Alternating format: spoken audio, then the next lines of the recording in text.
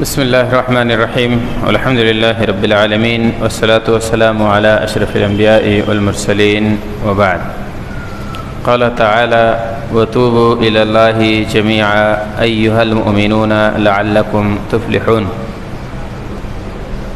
تمام کے تمام لوگ اللہ تبارک تعالیٰ سے توبہ کرو، اے مومنو، شاید کہ تم لوگ کامیاب ہو جاؤ، فلاح پا جاؤ. اللہ تبارک تعالیٰ نے اپنے آپ سے مانگنے کا حکم دیا ہے، توبہ کرنے کا، استغفار کرنے کا، گناہوں کی معافی مانگنے کا، اور اسی میں فلاح کا سبب قرار دیا ہے. یعنی کامیابی اور فلاح یہی ہے کہ اللہ تبارک تعالیٰ سے توبہ و استغفار کیا جائے. ابو ہریرہ رضی اللہ عنہ سے روایت ہے، کہتے ہیں قال رسول اللہ صلی اللہ علیہ وسلم: رغم انف رجل ذکرت عنده فلم يصلی علی. اس شخص کی ناک خاک آلود ہو کہ جس کے پاس میرا تذکرہ کیا گیا اور اس نے میرے اوپر درود نہیں پڑھا، اور اس کی بھی ناک خاک آلود ہو جس نے ماہ رمضان پایا. ثم انسلخ، پھر یہ مہینہ مبارک گزر گیا. قبل ان یغفر لہ، قبل اس کے کہ اس کی مغفرت ہو. یعنی مغفرت ہوئی نہیں، ابھی اس نے اپنے آپ کو بخشوایا نہیں اور یہ مہینہ ہاتھ سے چلا گیا. وَرَغِمَ أَنْفُ رَجُلٍ أَدْرَكَ عِنْدَهُ أَبْوَابُ الْكِبَرِ فَلَمْ يَدْخُلَاهُ الْجَنَّةِ. اور اس کی بھی ناک خاک آلود ہو کہ جس نے اپنے بوڑھے ماں باپ کو پایا اور ان کی خدمت کر کے جنت حاصل نہیں کر لیا. سنن ترمذی کی روایت ہے، علامہ البانی رحمہ اللہ نے اسے حسن قرار دیا ہے. معلوم یہ ہوا کہ یہ مہینہ اللہ تعالیٰ سے رونے کا ہے، اللہ سے گڑگڑانے کا ہے، اپنی معافی طلب کرنے کا ہے. یہ مہینہ گزرے تو ہمارے اوپر گناہوں کا بوجھ نہ رہے، ہم اپنے گناہ کے بوجھ کو اتارنے کی کوشش کریں، اپنے رب کو منانے کی کوشش کریں. عبداللہ ابن عمر رضی اللہ عنہما سے مروی ہے، کہتے ہیں کہ نبی پاک صلی اللہ علیہ وسلم نے فرمایا، کہا: یا ایھا الناس توبوا الی اللہ فانی اتوب فی اليوم الیہ 100 مرہ. سنن صحیح مسلم کی روایت ہے، کہتے ہیں آپ صلی اللہ علیہ وسلم نے فرمایا کہ لوگو، تم اللہ تبارک تعالیٰ سے توبہ کیا کرو، اللہ تبارک تعالیٰ کے دربار میں حاضری دے کے اپنے گناہوں کی معافی مانگا کرو. فإنی اتوب فی اليوم 100 مرہ، اس لیے کہ میں ایک دن میں اللہ تعالیٰ سے 100 مرتبہ توبہ کرتا ہوں. اللہ کے رسول صلی اللہ علیہ وسلم کے گناہ تو اللہ نے معاف فرما دیے تھے، آپ تو بخشوائے تھے، آپ معصوم عن الخطا تھے، بشر تھے، لیکن آپ سے غلطیاں اور خطائیں نہیں ہوتی تھیں.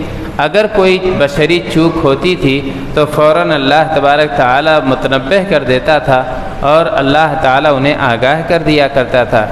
اس کے باوجود بھی حالت یہ ہے کہ 100 دفعہ اللہ سے اپنی معافی مانگتے ہیں، توبہ و استغفار کرتے ہیں. ہم تو سر سے پاؤں تک گناہوں میں ڈوبے رہتے ہیں.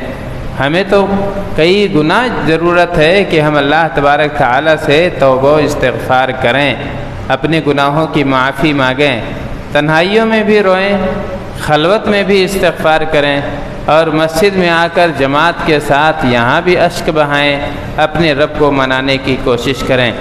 عن ابی موسیٰ رضی اللہ عنہ عن نبی صلی اللہ علیہ وسلم قال: ان اللہ عز وجل یبسط یدہ باللیل لیتوب مسیء النہار. اللہ تبارک تعالیٰ اپنا ہاتھ پھیلاتا ہے رات کے وقت تاکہ دن کے گنہگار کو معاف فرما دے. وَيَبْسُطُ يَدَهُ بِالنَّهَارِ لِيَتُوبَ مُسِيءَ اللَّيْلِ، اور دن میں ہاتھ بڑھاتا ہے تاکہ رات کے گنہگاروں کو معاف فرما دے. حَتَّى تَطْلُعَ الشَّمْسُ مِن مَغْرِبِهَا، یہ ایسا ہوتا رہے گا اس وقت تک، یہاں تک کہ سورج مغرب سے نکل جائے. جس دن سورج مغرب سے نکل جائے گا وہ دنیا کا آخری دن ہوگا، وہ قیامت کا دن ہوگا. مراد یہ ہے کہ اللہ تبارک تعالیٰ قیامت تک لوگوں کو معاف کرنے کے لیے تیار ہے، اور اللہ تبارک تعالیٰ ہر رات اور ہر صبح لوگوں کو معاف کرنے کا موقع دیتا ہے. انس بن مالک رضی اللہ عنہ فرماتے ہیں کہ اللہ کے رسول صلی اللہ علیہ وسلم نے کہا للہ اشد فرحا بتوبۃ عبدہ حین یتوب الیہ، اللہ تبارک تعالیٰ کو اپنے بندے کے توبہ سے بہت زیادہ خوشی ہوتی ہے جب اللہ سے وہ توبہ کرتا ہے۔ من احدکم کان علی راحلتہ بارض فلات، اس سے بھی زیادہ خوشی ہوتی ہے جس کا صحرا میں اونٹ غائب ہو گیا ہو، جس کی سواری کھو گئی ہو اور اب جان بچانے کا کوئی راستہ نہ ہو، اور وہ تھک ہار کر کسی جھاڑ کے نیچے بیٹھ جائے، اپنی موت کا منتظر ہو، اپنی موت کا انتظار کرنے لگے، اور تھوڑی سی آنکھ لگے، اچانک جیسے آنکھ کھلے اور پھر دیکھے کہ میرا گھوڑا یا میرا اونٹ تو واپس آ چکا ہے، میری سواری آ گئی ہے اور مجھے ایک نئی زندگی مل رہی ہے۔ صحرا کی زندگی کا حال وہ لوگ سمجھ پائیں گے جنہوں نے صحرائی زندگی دیکھی ہے۔ وہاں پہ بھٹکنے یا غائب ہونے کا مطلب یہ ہوا کہ اب آپ کے بچنے کا چانس نہیں ہے۔